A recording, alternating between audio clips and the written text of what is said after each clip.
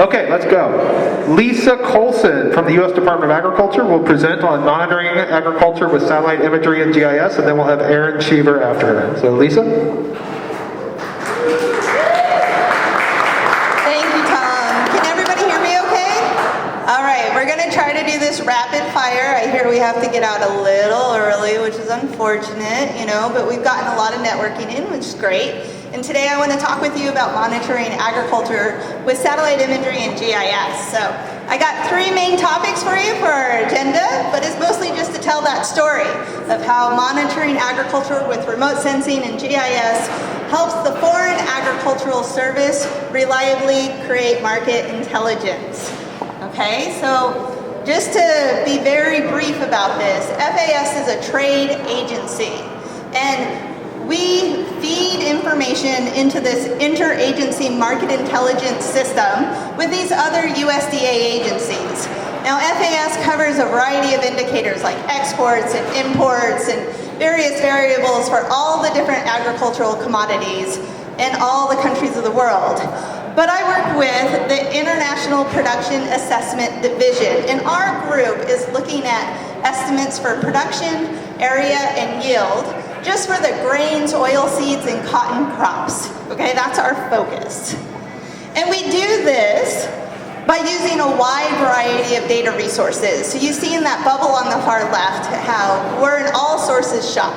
We want to look at information, and we have regional commodity analysts like Katie McGackey in the back there. Hi, Katie. Doing great work using our convergence of evidence methodology to provide independent and unbiased estimates of global crop production. Now, those estimates feed into 2 major reports, the WASDE and our own World Agricultural Production Circular. I think it's the better report. It has cool maps and graphs in it, But those are the ones that are highlighting the major changes that happened either in the last year or the last month. It's giving you the best summary of information. And then all of those data updates, those data changes get captured in our production, supply, and distribution database.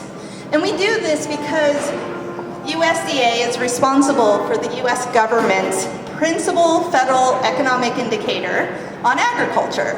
That's why we're doing this work. We take this work very seriously because our estimates do have an impact on commodity prices. So if you can see this really dense time series graph, it goes back to the 1940s. And one thing you might notice is that there's 2 price spikes highlighted on this map. One of them from the 1970s, the other one from the 2007-2008 recession that we all went through.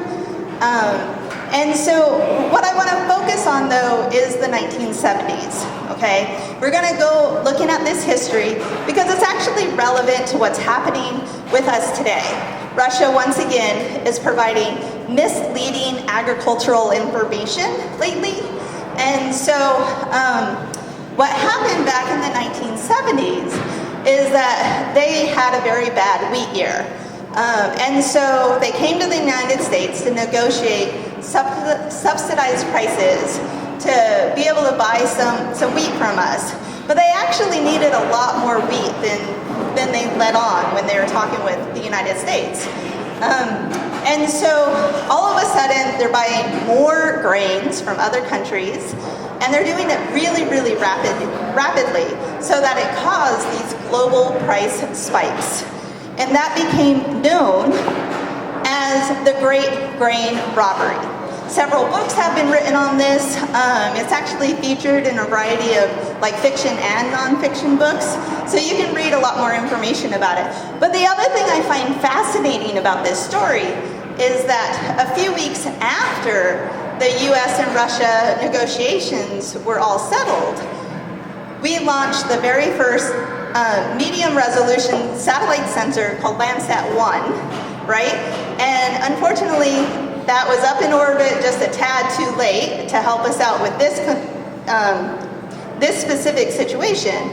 But it did help us gain a new source of information so that we have an independent source that allows us to verify or refute what other countries are saying are their crop estimates.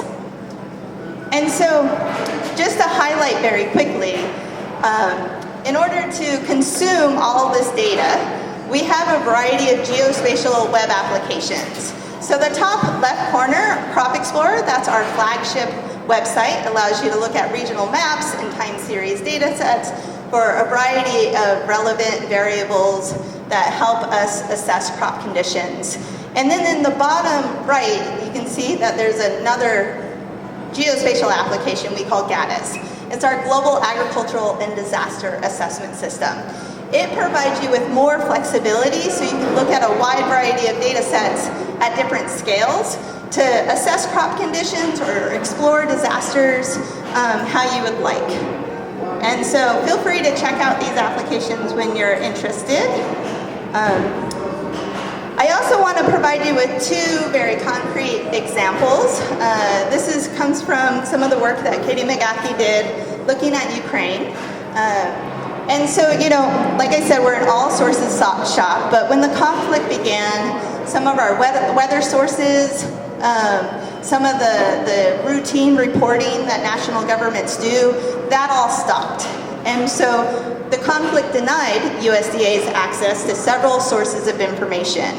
And we relied on remote sensing and GIS to visualize and understand crop production. So you can see the satellite image on the left. It's from Planet, and so it's very high spatial resolution data, showing that there's some burn scars in these fields, and those fields were not harvested, and it just gives us one sense of evidence of the damage that we were viewing from the satellite imagery. Looking at the image on the right, now we have the big picture. The areas in green are where vegetation are doing well, and then there's these orange and reddish areas in the east and southern part of the Ukraine where the vegetation is, there's just not as much density of crop activity happening there for obvious reasons. That's where the conflict has been focused.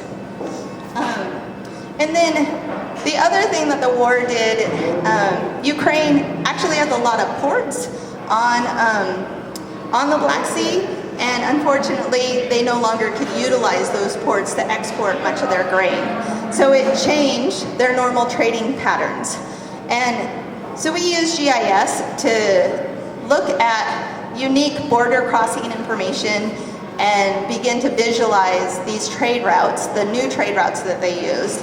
And between the left and right image, you can see how the Black Sea Grain Initiative that was signed in July of 2022 helped Ukraine finally get a lot more of their grain out of the country.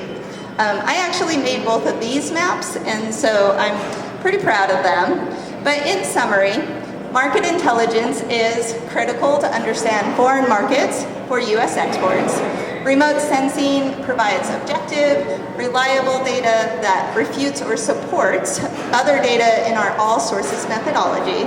And GIS supports analysis and visualization of a wide variety of data sources to convey changes across space and time. So thank you very much. Do you have any questions?